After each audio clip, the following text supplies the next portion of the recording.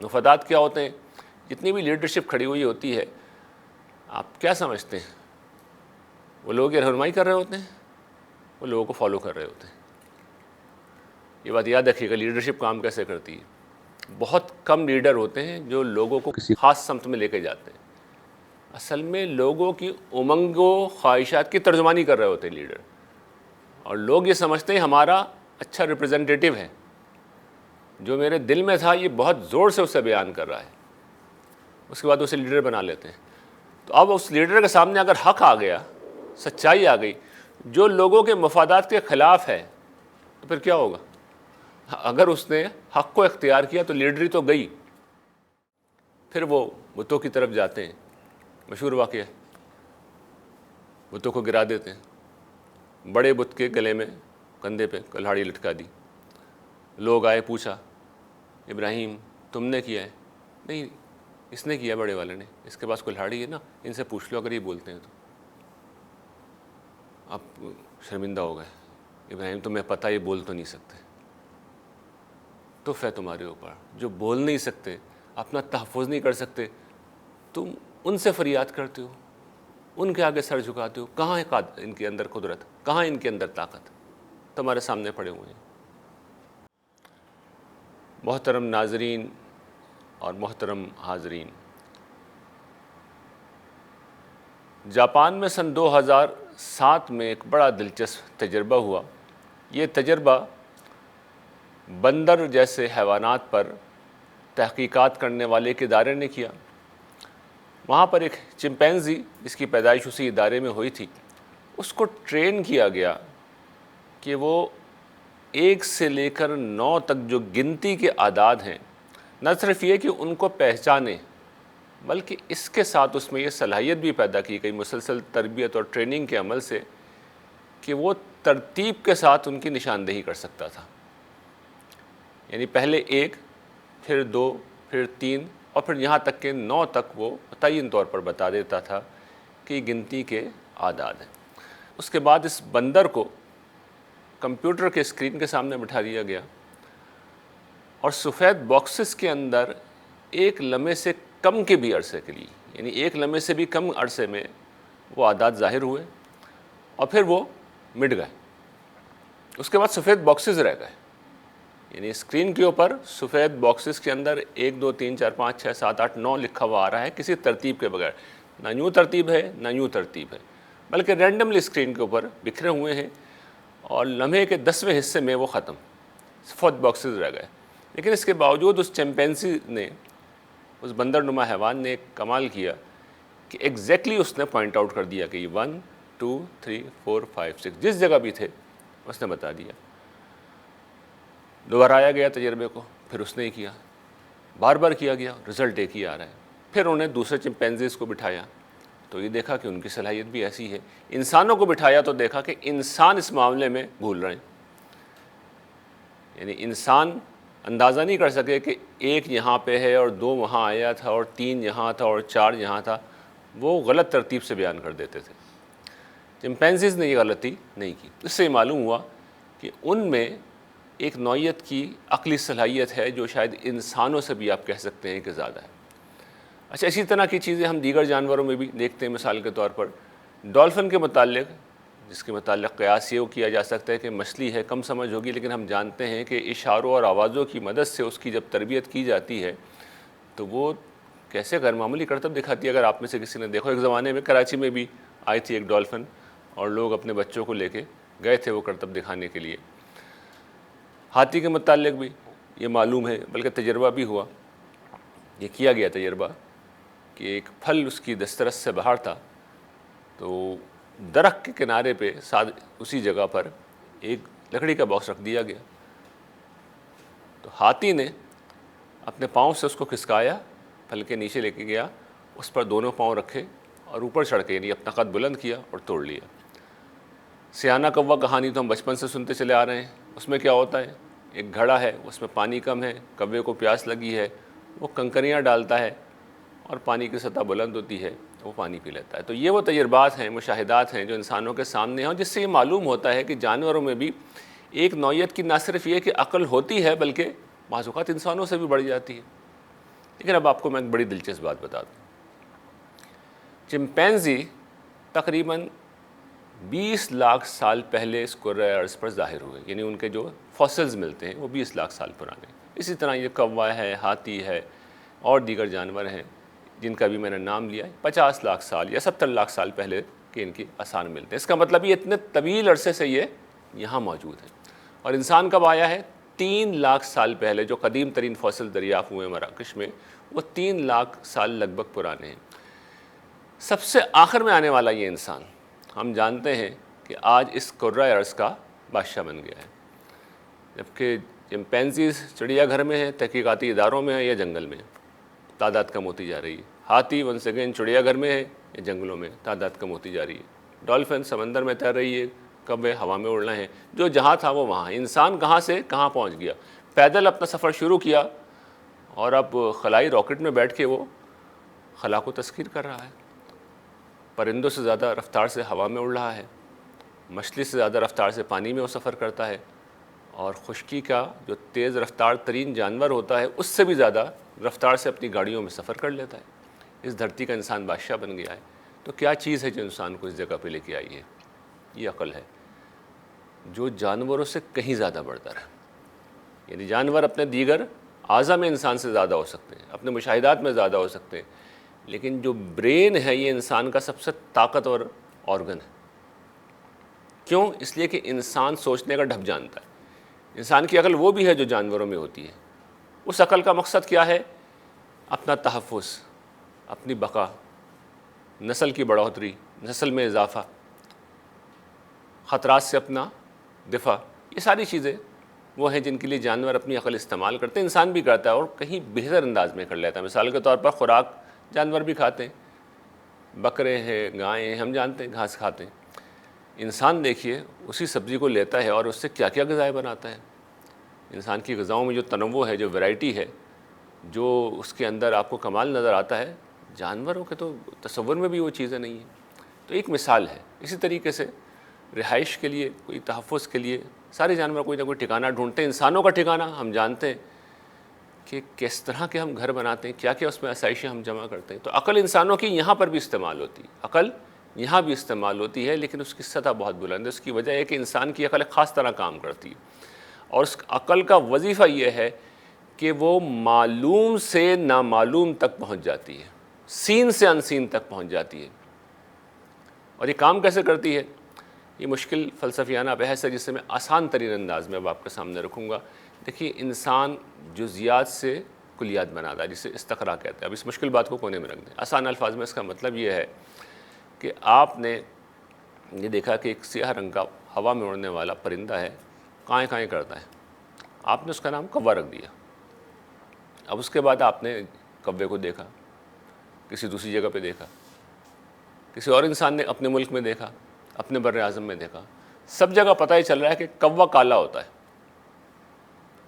اب ساری دنیا کے کووں کو تو کسی نے نہیں دیکھ رکھا، لیکن آپ نے مشاہدات سے، انڈیویجول مشاہدات سے، جزیات سے آپ نے کلیہ نکال لیا.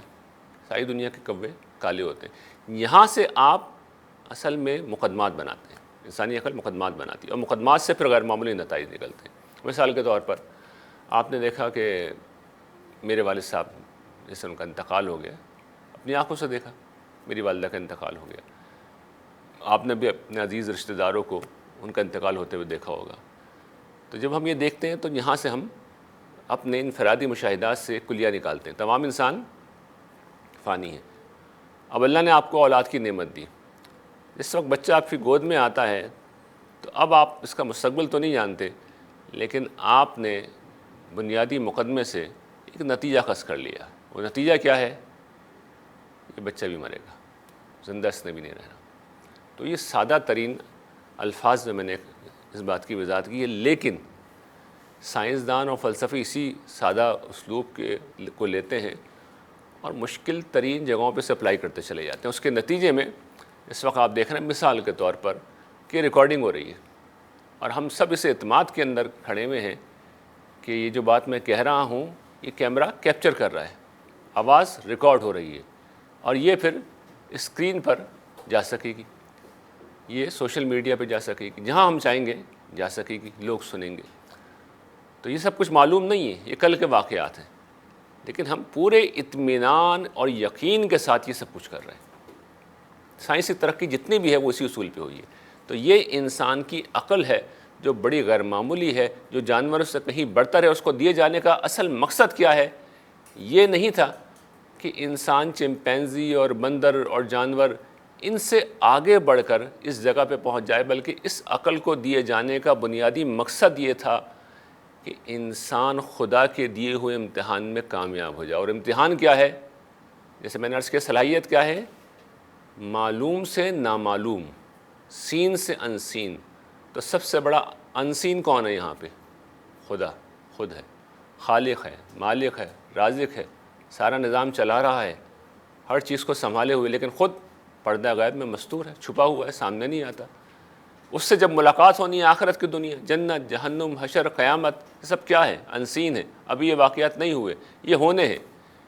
لیکن ہم پہ یہ ذمہ داری ڈالی گئی ہے کہ ہم موجودہ حقائق کو دیکھتے ہوئے یہ ڈیریویشن، یہ استنباط کریں کہ وہ دن بھی آئے گا. ربنا انک جامع الناس لیوم لا ریب فیہ ان اللہ لا یخلف المیعاد. پروردگار تو سارے انسانوں کو ایک ایسے دن جمع کرے گا جس کے آنے میں کوئی شک نہیں.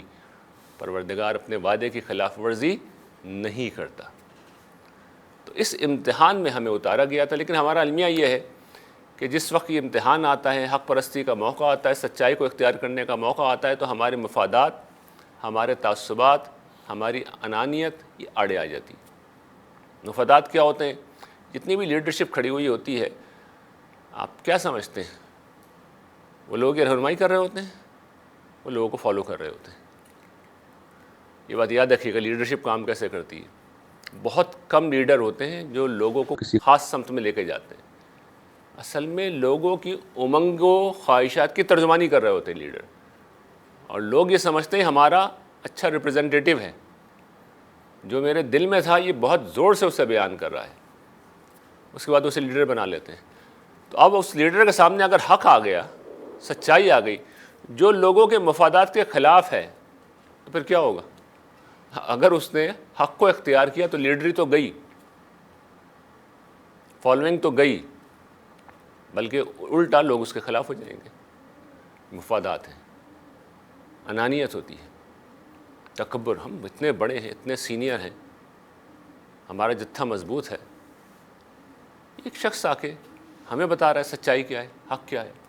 اپنی بڑائی کا احساس، زوم، اس میں آ جاتا ہے انسان. اور پھر تعصبات ہیں. تعصبات کیا ہوتے ہیں؟ انسان جہاں بیٹھ گیا، جس جگہ پر پیدا ہو گیا، اس جگہ سے اسے ایک فطری انس ہوتا ہے، وابستگی ہوتی ہے، محبت ہوتی ہے. اور پھر وہ اس طریقے سے انسان اس سے مانوس ہو جاتا ہے کہ اسے بری نہیں لگتی، اس کی برائیاں بھی بری نہیں لگتی. میں آپ کو بڑی ایک عجیب مثال دے رہا ہوں، آپ کو حیرت ہوگی، لیکن یہ مشاہدہ ہے، کامن مشاہدہ ہے، ہم کو اس پہ سوچتے نہیں ہیں. میرے جسم سے اگر کوئی پسینے کی خوشگوار اسمیل آ رہی ہے تو مجھے محسوس نہیں ہوگی، آپ کو ہو جائے گی. اور آپ کے جسم سے آ رہی ہوگی تو آپ کو نہیں ہوگی، مجھے ہو جائے گی. ہم اس طرح مانوس ہو جاتے ہیں، اپنی برائیوں سے بھی مانوس ہو جاتے ہیں. تو اصل میں اسی طرح کی چیز ہے کہ آدمی جہاں ہے اس سے مانوس ہو جاتا ہے، اسے برائی نظر نہیں آتی. اور سامنے والا اگر جب حق کو بیان کرتا ہے تو پھر آدمی یہ کہتا ہے کہ نہیں، یہ تو بالکل نئی چیز ہے، نئی باتیں کر رہے ہیں، ہمیں سمجھ میں نہیں آ رہی. نئی بات ہونا کوئی مسئلہ نہیں ہے اگر وہ صحیح بات ہے، صحیح بات کے پیچھے جانا چاہیے. لیکن ہم یہ کام نہیں کرتے. جب نہیں کرتے تو یہ وہ پس منظر ہے، ابھی تک جتنی بھی میں تمہید باندھ رہا تھا، یہ وہ پس منظر ہے جس میں قرآن مجید جب اپنے مطالبات سامنے رکھتا ہے، اور خاص طور پر بندگی کے مطالبات سامنے رکھتا ہے، تو غور و فکر، تفکر، یہ وہ چیز ہے جو ان بنیادی مطالبات میں سے نہ صرف ایک ہے بلکہ با اعتبار نتیجہ سب سے اہم ہے. اس لیے کہ پورا دین اصل میں اس پہ منحصر ہے. اسی کی بنیاد پر قرآن مجید دعوت ایمان دیتا ہے، اور اسی کی بنیاد پر ایمان میں اضافہ ہوتا ہے، یہاں تک کہ وہ یقین کی منزل تک پہنچ جاتا ہے. اس کی بنیاد پر بندگی کی ہر دوسری اساس وجود میں آتی ہے، اور خاص طور پر ذکر کی اساس تو کھڑی ہوئی اسی کے اوپر ہے. اور ذکر کے ساتھ اگر فکر نہیں ہے تو پھر وہ ذکر مؤثر نہیں ہو سکتا. جو پچھلے لیکچر میں نے ذکر کیا تھا، بیان کیا تھا، وہ ذکر مؤثر نہیں ہو سکتا جب تک اس کے پیچھے فکر نہ ہو. تو قرآن مجید نے اس کو موضوع بنایا ہے اور بہت تفصیل کے ساتھ یہ بتایا ہے کہ جو تفکر کی صلاحیت ہے، تدبر ہے، تفقہ ہے، تذکر ہے، یعنی سوچنا، غور و فکر کرنا، سمجھنا، عقل کو استعمال کرنا، جسے تعقل قرآن کہتا ہے، یہ ضروریات ہیں، یہ بندگی کی ضروریات ہیں۔ اس لیے اولو الالباب، عقل مندوں کی بڑی اہمیت ہے قرآن مجید میں۔ اولو النہا، عقل والے، ذی ہجر، عقل والے، یہ سارے قرآن مجید نے الفاظ استعمال کیے۔ وجعل لکم السمع والابصار والافئدہ، آنکھیں دی ہیں، کان دی ہیں، دل دیے ہیں۔ لہم قلوب لا یفقہون بہا ولہم اعین لا یبصرون بہا ولہم اذان لا یسمعون بہا۔ جب لوگ نہیں مانتے تو قرآن کہتا ہے کہ ان کے دل ہیں پر سمجھتے نہیں، ان کی آنکھیں ہیں پر دیکھتے نہیں، ان کے کان ہیں پر سنتے نہیں۔ اولئک کالانعام بل ہم اضل اولئک هم الغافلون، یہ وہ لوگ ہیں جو جانور ہیں بلکہ جانوروں سے بھی زیادہ بدتر ہیں، اس لیے کہ جانور تو جس سطح کے اوپر ہیں وہ ٹھیک ہے، تحفظ، سروائیول، بقا کی جدوجہد کے لیے جتنی عقل انہیں دی گئی ہے اس کو مکمل طور پہ وہی استعمال کرتے ہیں۔ لیکن مجھے اور آپ کو یہ عقل صرف اس مقصد کے لیے نہیں دی گئی، لیکن جس وقت ہم اپنی عقل کو صرف اسی مقصد کے لیے استعمال کرتے ہیں بلکہ حق کی مخالفت میں استعمال کرتے ہیں، وہاں پہ بھی تحفظ کا مسئلہ ہوتا ہے۔ مفادات کا مسئلہ، انانیت کا مسئلہ اصل میں تحفظ کا مسئلہ ہے، تعصبات کا مسئلہ اصل میں تحفظ کا مسئلہ ہے۔ یہ جانوروں کی سطح، اور جب کوئی شخص اس سطح پہ زندگی گزارتا ہے تو اللہ تعالیٰ کہتے ہیں جانور ہیں۔ صم بکم عمی فہم لا یرجعون، اندھے ہیں یہ، گونگے ہیں یہ، بہرے ہیں یہ، نہیں لوٹیں گے یہ۔ ختم اللہ علی قلوبہم وعلی سمعہم وعلی ابصارہم غشاوہ، یہ قرآن مجید کا تفسیر ہے۔ ان کے دلوں کے اوپر اللہ نے مہر لگا دی، ان کے کانوں کے اوپر، ان کی آنکھوں کے اوپر پردے پڑ گئے۔ تو یہ سخت تفسیر قرآن مجید کرتا ہے اور توجہ دلاتا ہے کہ یہ جو غور و فکر کی صلاحیت ہے، سوچنے سمجھنے کی صلاحیت تمہیں اس لیے دی گئی ہے کہ تم انکار سے اقرار تک پہنچو، شرک سے توحید تک آؤ، الحاد سے خدا کے اس بات تک آؤ۔ قرآن کی اصل دعوت تو توحید کی دعوت ہے، چنانچہ قرآن مجید توجہ دلاتا فلا ينظرون الى الابل كيف خلقت والى السماء كيف رفعت والى الجبال كيف نصبت والى الارض كيف سطحت۔ تم دیکھتے نہیں؟ عرب جب صحرا نشین عرب سفر کرتے تھے صحراؤں میں تو ہوتا کیا تھا؟ اونٹ پہ وہ بیٹھے ہوئے ہوتے تھے، تو اللہ تعالیٰ کہتے ہیں اونٹ کو نہیں دیکھتے؟ کیسے ہم نے اسے بنایا؟ صحرا کا جہاز۔ اب سوچنے کی دعوت دے رہے ہوں، نظر قرآن مجید میں صرف دیکھنے کی طرف اشارہ نہیں ہے بلکہ غور کرو، حقیقت تک پہنچے۔ وہ نظر، انسانی نظر حقیقت تک پہنچتی ہے۔ دیکھو تم صحرا میں رہتے ہو، صحرا میں کوئی دوسرا جانور سروائیو نہیں کر سکتا، لیکن ہم نے تمہارے لیے ایک جانور پیدا کیا جو اپنے اندر اتنا پانی اسٹور کر لیتا ہے کہ 8 دن تک وہ صحرا میں سفر کر سکتا ہے۔ اس کے پاؤں صحرا کی ریت میں دھستے نہیں ہیں، کتنا ہی وزن تم اپنا لاد دو، پورا خیمہ لاد دو، وہ اطمینان کے ساتھ بوجھ اٹھا لیتا ہے۔ سفر بھی کر سکتے ہو اس کو تم، اور جب وہ ایک عمر کو پہنچ جائے تم اس کو خوراک کے طور پہ بھی استعمال کر سکتے ہو۔ طرح طرح کے تمہارے لیے فوائد ہیں، تو تمہارے رب نے تمہارے لیے سب ممکن بنایا ہے۔ آسمانوں کو دیکھو کیسی چھتری بلند ہے، تمہیں تحفظ دیتی ہے۔ پہاڑ دیکھو کس طرح گڑے ہوئے ہیں۔ تو قرآن مجید یہاں سے توجہ دلاتا ہے۔ توجہ کیا دلاتا ہے؟ وہ یہ دلاتا ہے کہ تم غور کرو کہ جو تمہارے شریک ہیں، تم کس کو شریک بناتے ہو؟ بتوں کو لوگ شریک بناتے ہیں خدا کا، لوگ اجرام فلکی کی عبادت کرتے رہے، اور لوگوں نے انسانوں کو خدائی میں شریک کیا ہے۔ ان میں سے کس میں یہ طاقت ہے، کس میں یہ قدرت ہے کہ پہاڑ بنا سکے، اونٹ بنا سکے، یہ آسمان بنا سکے، یہ زمین بنا سکے؟ ہے کسی کے اندر طاقت؟ حضرت ابراہیم کا بڑا کمال کا واقعہ ہے، ان کے واقعے میں تینوں چیزیں ایک ساتھ جمع کر دیں۔ قرآن مجید نے ان کے 3 واقعات بیان کیے، تینوں چیزیں وہ بیان کرتی ہیں جو ابھی میں نے گنوائی ہیں۔ آغاز کرتے ہیں اجرام فلکی سے، اس کی پرستش ان کے ہاں عام تھی۔ تو آپ کو پتہ مشہور واقعہ ان کا سورہ نام میں بیان ہوا ہے کہ پہلے انہوں نے تارے کو دیکھا، پھر چاند کو دیکھا، سورج کو دیکھا۔ پہلے کہا کہ جی یہ میرا رب ہے، اور پھر جب وہ ڈوب گیا تو کہا کہ یہ میرا رب ہو نہیں سکتا، اور پھر آخر میں کہا کہ میرا رب اللہ تو وہ ہے جو آسمان و زمین کا خالق ہے، اسی کی طرف میں نے اپنا رخ کیا ہے۔ تو وہاں وہ چیز کیا ہے جو بتا رہے ہیں، کس چیز کو پوائنٹ آؤٹ کر رہے ہیں؟ جو ڈوب جاتا ہے، جو اپنا اقتدار باقی نہیں رکھ سکتا، جو خود اپنے تحفظ سے محروم ہے، اپنا تحفظ نہیں کر سکتا، جو خود پابند ہے، جو مجبور ہے، جو اپنے اقتدار کو باقی نہیں رکھ سکتا، وہ دوسروں کو کیا بچائے گا؟ پھر وہ بتوں کی طرف جاتے ہیں، مشہور واقعہ، بتوں کو گرا دیتے ہیں، بڑے بت کے گلے میں کندھے پہ کلہاڑی لٹکا دی۔ لوگ آئے، پوچھا ابراہیم تم نے کیا ہے؟ نہیں، اس نے کیا بڑے والے نے, اس کے پاس کلہاڑی ہے نا, ان سے پوچھ لو اگر یہ بولتے ہیں تو. اب شرمندہ ہو گئے, ابراہیم تمہیں پتہ یہ بول تو نہیں سکتے, توف ہے تمہارے اوپر, جو بول نہیں سکتے, اپنا تحفظ نہیں کر سکتے, تم ان سے فریاد کرتے ہو, ان کے آگے سر جھکاتے ہو. کہاں ہے ان کے اندر قدرت, کہاں ان کے اندر طاقت؟ تمہارے سامنے پڑے ہوئے ہیں. انسان نمرود اس کے سامنے پیش ہوئے, سورہ بقرہ میں یہ واقعہ بیان ہوا ہے. میرا رب وہ ہے جو زندگی موت جس کے ہاتھ میں.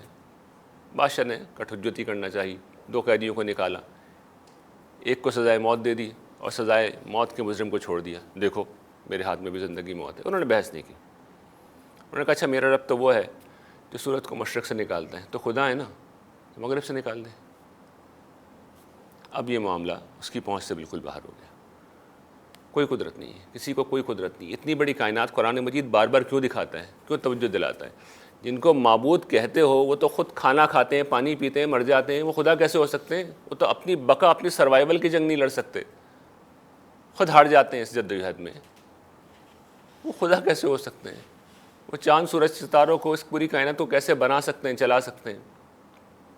پھر فرشتوں کو, نیک لوگوں کو ان کے مرنے کے بعد خدا کی خدائی میں شریک کیا گیا. تو اللہ تعالیٰ پوچھتے ہیں انہوں نے کہا تھا کیا؟ کس نے کہا ہے؟ کسی فرشتے نے کبھی کہا ہے؟ کسی نیک آدمی نے کبھی کہا ہے؟ اچھا میری خدائی ہے نا, شریک کرنا ہوگا میں بتاؤں گا. کہیں میں نے کہا ہے, کسی کتاب میں لکھا ہے؟ میں تو تردید کر رہا ہوں اس کی. تم توہمات کے اوپر کھڑے ہوئے ہو, عقل کی بات تو میں بتا رہا ہوں. تو دعوت فکر دیتا ہے قرآن مجید, توجہ دلاتا ہے اور شرک کے بقیع ادھیڑ دیتا ہے ہر پہلو سے. اسی طریقے سے آخرت کو بھی اسٹیبلش کرتا ہے, رسالت کو بھی اسٹیبلش کرتا ہے. یہ جو ہماری ڈاکومنٹری اس میں سارے دلائل اب دوسرے تیسرے سیزن میں اس کی انشاءاللہ یہ سب آ جائیں گے. تو قرآن مجید بھرا پڑا ہے ان دلائل سے. میں ان کو پڑھا بھی چکا ہوں, اس کی تفصیل میں نہیں کر رہا, صرف توجہ یہ دلا رہا ہوں کہ انسان کو کتنا غیر معمولی وصف دیا گیا. اور اسی طریقے سے آپ اس کو ریلیٹ کریں تو الہاد کی بھی ایسا نفی کرتا ہے قرآن مجید. یہ ساری انفس و آفاق کی نشانیاں جو ہمارے سامنے رکھتا ہے وہ کیا بتا رہی ہیں؟ کائنات میں تخلیق ہے, تنظیم ہے, 2 چیزیں جن کا کوئی انکار نہیں کر سکتا. تخلیق ہے, ہم پیدا ہوئے ہیں نا, ہماری گودوں میں ہمارے بچے پیدا ہوتے ہیں, تو تخلیق ہے. کائنات میں نظم ہے, تنظیم ہے, ہر چیز آرگنائز ہے. سورج مقرر وقت پر نکلتا ہے, مقرر وقت پر ڈوبتا ہے, سورج گرہن, چاند گرہن آپ پہلے سے پریڈکٹ کر دیتے ہیں. یہ سب کچھ ہو رہا ہے. تو تخلیق کا مطلب یہ ہے خالق ہے, تنظیم کا مطلب یہ ہے کہ کوئی ناظم ہے. یہ ہو نہیں سکتا. انسانی عقل جس طرح سوچتی ہے, یاد رکھیے گا عقل کی بات کر رہا ہوں, میں نے آپ کو بتایا شروع میں کہ انسانی عقل کیسے کام کرتی ہے, ویسے کام کرتی ہے. اگر خلق ہے, تخلیق کا عمل ہو رہا ہے, تو لازمی انسانی عقل کیا کہے گی؟ خالق ہونا چاہیے. انسانی عقل قبول کر ہی نہیں سکتی. اور اگر آرگنائزیشن نظر آ رہی ہے, چیزیں ترتیب سے ہیں, تو کسی نے ترتیب دیا ہوگا. یہ ہو نہیں سکتا. کیوس سے ترتیب پیدا نہیں ہوتی. انسان جانتے ہیں اس بات کو. اس کے جواب میں کیا ہے ملحدین کے پاس؟ کچھ بھی نہیں ہے.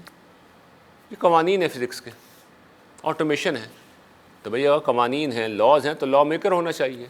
اور اگر آٹومیشن ہو رہی ہے تو آپ نے کبھی کسی فیکٹری میں آٹومیشن کو دیکھنے کے بعد یہ نتیجہ نکالا ہے کہ یہ فیکٹری میں سب کچھ خود بخود ہو رہا ہے؟ آٹومیشن ایک پروسیس کا نام ہے.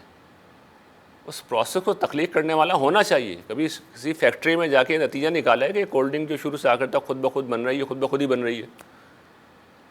نہیں, کسی نے سب کچھ آرگنائز کیا ہے. لیکن اس پورے فکر میں آپ دیکھیں گے جب بھی بیان کیا جائے گا خود بخود, اتفاق سے, لکیلی, فارچونیٹلی, میریکولسلی, یہ الفاظ بکثرت بولے جائیں گے. یہ دیومالا ہے, اس کا عقل سے کوئی تعلق نہیں. عقل اس طرح کی چیزیں قبول نہیں کرتی. لیکن تعصبات ہیں, پہلے فیصلہ کر لیا کہ خدا کو نہیں ماننا, یہ بھول گئے کہ آپ کا اپنا کوئی مقدمہ ہی نہیں ہے, کوئی کیس ہی نہیں ہے. یعنی خدا کی بات تو پھر معقولیت بھی ہے. اور پھر جس طرح میں نے قرآن نے ایک زندہ معجزہ نامی لیکچر میں جو یہیں دیا تھا, یہ بتایا تھا کہ خدا تو خود بولتا ہے قرآن کے اندر, کر کے دکھاتا ہے کہ میں ہوں, اس کے ثبوت چھوڑتا ہے. آپ تو کسی جگہ پہ نہیں کھڑے ہیں. آپ کا کل سرمایہ کیا ہے کہ مذہب کی اس تعلیم پہ اعتراض کر دو, اس تعلیم پہ اعتراض کر دو, اس تصور پہ اعتراض کر دو, اس پہ اعتراض کر دو. بھائی اعتراض کرنے سے تمہارا مقدمہ نہیں بنتا, اس کی کوئی اساس ہی نہیں ہے, اس کی کوئی بنیادی نہیں ہے. پہلے اس بات کو تو سمجھو. ہر بات کا جواب دیا جائے گا, ہر شک کا ازالہ کیا جائے گا, ہر الجھن کو دور کیا جائے گا. پہلے کہ یہ تو دیکھ لو, تو آپ کا کوئی مقدمہ نہیں ہے, آپ بیس لیس ہو, کسی جگہ پہ کھڑے میں نہیں ہو, آپ کہہ کیا رہے ہو؟ سب کچھ اتفاق سے ہوا ہے. یہ کائنات, یعنی جو کام ہم سارے خدا سے لینا ہے آپ نے کائنات کے ذمہ ڈال دیا. تو کائنات کس سے بنی ہے؟ مادے سے, انرجی سے, دونوں تمہارے سامنے جو حضرت ابراہیم نے کہا تھا نا یہ بت ہے ان سے پوچھ لو، اس مادے سے پوچھ لو، اس مادے میں کوئی صلاحیت ہے کہ یہ خود بخود وجود میں آئے، پھر حیات کو پیدا کرے، پھر شعور کو پیدا کرے، یہ نظم اور ضبط پیدا کرے؟ مادہ آپ کے سامنے رکھ دیں، اسے کسی جگہ پہ بھی رکھ دیں، 14 نہیں 14 لاکھ 14 خرب سال گزروا دیں، فزکس کے قوانین یہ کہتے ہیں کہ ہر چیز اپنی انیشل اسٹیٹ میں رہتی ہے، چاہے وہ یونیفارم ریسٹ ہو، یونیفارم موشن ہو یا ریسٹ ہو، خود بخود تو یہ ہوتا ہے جو جس حال میں اس حال میں رہتا ہے۔ یہ نیوٹن کا پہلا لا بیان کیا ہے میں نے، یہ خود سائنس بتاتی ہے۔ تو مادہ خود بخود کیسے کچھ کر سکتا ہے؟ کچھ نہیں کر سکتا، خارج سے کوئی قوت آنی چاہیے، کوئی ارادہ آنا چاہیے، کوئی شعور آنا چاہیے، وہ مرتب کرے گا، وہ آرگنائز کرے گا۔ تو قرآن مجید تو ان انفس و آفاق کی نشانیوں کو سامنے رکھتا ہے، پرکشے اڑا دیتا ہے۔ شرط یہ کہ آدمی عقل سے کام لے، عقل سے کام لے، تو ایمان بھی لائے گا، اور ایمان میں پھر اضافہ بھی ہوگا۔ اور اضافہ کیسے ہوگا کہ اس کائنات پر جب انسان نظر ڈالے گا تو دیکھے گا یہاں پر جو قدرت ہے، یعنی خدا کو تو مان چکے نا، تو پھر قدرت نظر آ رہی ہے۔ جو ہستی سورج کو نکال رہی ہے، جس طرح اب ہم جانتے ہیں کہ زمین اس کے گرد گھوم رہی ہے، تو بھائی کتنی طاقتور ہونی چاہیے۔ ہم آپ جانتے ہیں کہ انرجی پروڈیوس کرنا کتنا مشکل کام ہے، بجلی کتنی مہنگی ہو گئی ہے، کس طرح کی انرجی پروڈیوس کر رہا ہے؟ سورج کو اس نے ہمارے لیے حرارت کا انرجی کا جو ذریعہ بنا رکھا ہے، سورج ہی ہے نا جو اصل میں بنیادی ذریعہ ہے۔ جو ہستی اس کو کنٹرول کری وہ کتنی طاقتور ہوگی۔ اور اس وقت تو ہم جانتے ہیں کہ سورج کوئی ایک سورج ہے، اس ملکی وے کے اندر 2 سے 4 ارب ایسے سورج موجود ہیں، اور ملکی وے جیسی اربوں کہکشائیں، کھربوں کہکشائیں موجود ہیں نون یونیورس میں۔ جو ان نون یونیورس ہے وہ اس سے کہیں زیادہ ہے۔ تو وہ رب کتنا طاقتور ہوگا، کیسا صاحب اختیار، صاحب اقتدار ہوگا۔ پھر اس کے ساتھ اس کی رحمت دیکھیں، اس کی ربوبیت دیکھیں، کس طرح متضاد طاقتوں کو، زمین، آسمان، سورج، چاند، ان سب کو استعمال کرتا ہے۔ ہماری غذا کو دیکھیں، ہمارے پانی کو دیکھیں، صرف بارش برسانے کے لیے ہوا، سمندر، فضا، بادل، آسمان، زمین، پہاڑ، دریا، چشمے سب استعمال ہوتے ہیں ہمارے خوراک و پانی کے لیے۔ تو بھئی جو ہستی ان سب کو کنٹرول کر رہی ہے وہ کتنی طاقتور ہوگی۔ صرف آٹومیشن پہ اس نے ڈال رکھا ہے، اس لیے نظر نہیں آتا کیونکہ امتحان لے رہا ہے۔ لیکن بندہ مومن جب اس سب کو دیکھتا ہے تو جو قرآن نے بات کہی نا کہ ان فی خلق السماوات والارض واختلاف اللیل والنہار لآیات لأولی الالباب الذین یذکرون اللہ قیاما وقعودا وعلی جنوبہم ویتفکرون فی خلق السماوات والارض ربنا ما خلقت ھذا باطلا سبحانک فقنا عذاب النار۔ بے شک آسمان و زمین کی پیدائش اور دن اور رات کے آنے جانے میں عقل مندوں کے لیے بڑی نشانیاں ہیں، جو کھڑے ہوئے بیٹھے اور اپنی کروٹوں پر خدا کو یاد کرتے ہیں اور زمین و آسمان کی پیدائش میں غور کرتے رہتے ہیں۔ جب یہ کام کرتے ہیں تو بے اختیار کہہ اٹھتے ہیں کہ پروردگار تو نے یہ سب کچھ، یہ کارخانہ قدرت ابس نہیں بنایا، بیکار نہیں بنایا، ایک عظیم مقصد ہے جس کے لیے پیدا کیا گیا، اس کائنات کو بھی اور ہمیں بھی۔ اس وقت ہمیں سمجھ میں نہیں آ رہا، لیکن جنت جس وقت شروع ہوگی قیامت کے بعد تو ایک عظیم منصوبہ ہے جو روبہ عمل آ رہا ہے۔ قرآن مجید بار بار دہرا رہا ہے یہ بات کو، تمہیں ایک بڑے کام کے لیے سلیکٹ کیا جا رہا ہے، تمہارا انتخاب کیا جا رہا ہے، لیکن وہاں اعلیٰ اخلاقی وجود ہی ہوں گے جو اس جگہ پہ خدا کے ساتھ رہیں گے، ان کو وہ ذمہ داریاں دی جائیں گی، ان کو عظیم مقاصد دیے جائیں گے۔ ایسے ہی جیسے ماں کے پیٹ میں آج کسی بچوں کو آپ سمجھانا چاہیں کہ باہر کی دنیا کیسی ہے تو کیا سمجھائیں گے اسے؟ 2011 میں نے ایک ناول لکھا تھا قسم وصول، کس میں یہ مثال بیان کی تھی کہ اگر آپ کمیونیکیٹ کر سکیں اس بچے کو تو بھئی وہ زیادہ سے زیادہ اس کے اندر گروتھ ہوتی ہے، کچھ اسے خوراک ماں کی پیٹ سے مل جاتی ہے۔ تو یہ سمجھا سکتے ہیں ماں تمہاری گروتھ ہوگی باہر کی دنیا میں اور تمہیں کھانا مل جائے گا، لیکن کوئی نسبت تناسب ہے اس دنیا کا؟ جو ماں کے پیٹ کے اندر جو محدود لمیٹڈ 3 تاریکیوں میں جو دنیا ہوتی ہے، کوئی نسبت تناسب ہے؟ جو رنگ، جو نور، جو روشنیاں، جو لذتیں، جو سرشاری، جو کیفیت، جو مناظر، جو قدرتیں یہاں ہیں، کچھ ہے ماں کے پیٹ میں؟ تو اس دنیا میں رہ کے ہم آخرت کو نہیں سمجھ سکتے۔ اللہ تعالیٰ بار بار کہتے ہیں کہ سب کچھ بیکار نہیں بنایا، بہت عظیم کام شروع ہونے والا ہے۔ میں اپنے بندے ڈھونڈ رہا ہوں، بہترین بندے ڈھونڈ رہا ہوں، لیکن ان کی زندگی کا ہدف اور مقصد یہ ہونا چاہیے کہ میری ہستی زندگی کا مرکز و محور ہو۔ یہاں سے پھر تفکر جب یہاں تک پہنچا دیتا ہے، یقین کو یہاں تک پہنچا دیتا ہے، تو پھر وہ انابت میں بدلتا ہے، آدمی پھر خدا کی طرف متوجہ ہوتا ہے، پھر بندگی کی ساری اساسات وجود میں آتی ہیں۔ شکر یہاں سے وجود میں آتا ہے، شکر یہاں سے وجود میں آتا ہے، ایمان میں اضافہ و تجدید یہاں سے ہوتی ہے، توکل یہاں سے ہوتا ہے، اطاعت یہاں سے ہوتی ہے، عبادت یہاں سے ہوتی ہے، اور سب سے بڑھ کر ذکر یہاں سے ہوتا ہے۔ اس لیے کہ ذکر انسٹنٹ مطالبہ ہے، فوراً پورا کرنا پڑتا ہے، اس کا میں نے پچھلی دفعہ ذکر کیا۔ تو اگر فکر کے ساتھ ذکر ہے تو اب دیکھیے وہاں کیا ہوتا ہے۔ قرآن مجید میں نے پہلی چیز بتائی تھی نا، قرآن مجید جب آپ پڑھتے ہیں، ایک تو بلا سوچے سمجھے پڑھنا ہے، ایک آپ پڑھ لیں سمجھ کے پڑھنا ہے، سمجھنا، تذکر جو قرآن نے بات بیان کی نا، سماعت کا جو لفظ آیا قرآن مجید میں نظر کے ساتھ یا بصر کے ساتھ، تو اس کا اشارہ قرآن مجید کی طرف ہے۔ قرآن مجید سنا جاتا ہے، پڑھ کر سنایا جاتا ہے، اب تو ہم پڑھنے لگے نا، پہلے انیشلی پڑھ کے سنایا جاتا تھا، اس لیے قرآن کہا جاتا ہے۔ تو اس میں جس وقت آپ اپنے غور و فکر کو استعمال کرتے ہیں تو جو حقائق میں بیان کر رہا ہوں یہ سارے قرآن مجید سے مستنبط ہیں، وہاں جگہ جگہ یہ باتیں لکھی ہوئی ہیں۔ شرط یہ کہ سوچ سمجھ کے پڑھنا، عقل کو استعمال کروں، یہ نہیں کہ 30 سپارے جناب میں نے 30 دن میں پورے کرنے ہیں، سوچ سمجھ کے پڑھیں۔ سب سے بڑی یاد دہانی بن جائے گی قرآن آپ کے لیے، ایک عظیم ڈسکوری بن جائے گی۔ نماز اگر سوچ سمجھ کے پڑھ لیں، ترجمہ معلوم ہے، اگر یہ معلوم ہے کہ نماز کا ہر رکن جو ہم ادا کر رہے ہیں اس کی ایک معنویت ہے، جس کو میں نے پچھلی دفعہ تفصیل سے بتایا تھا، اس کے علاوہ باقاعدہ نماز سے ایک سیریز پڑھا کے اس میں بتا چکا ہوں، ہر رکن میں معنویت ہے، قیام میں، قعدے میں، رکوع میں، سجود میں، ہر چیز میں معنویت۔ اس احساس کے ساتھ، اس ذہنی عمل کے ساتھ آپ پڑھیں گے، آپ کی نماز پھر وہ ہوگی جسے قرآن نے بیان کیا، فسجد واقترب، سجدہ کرو قریب ہو جاؤ۔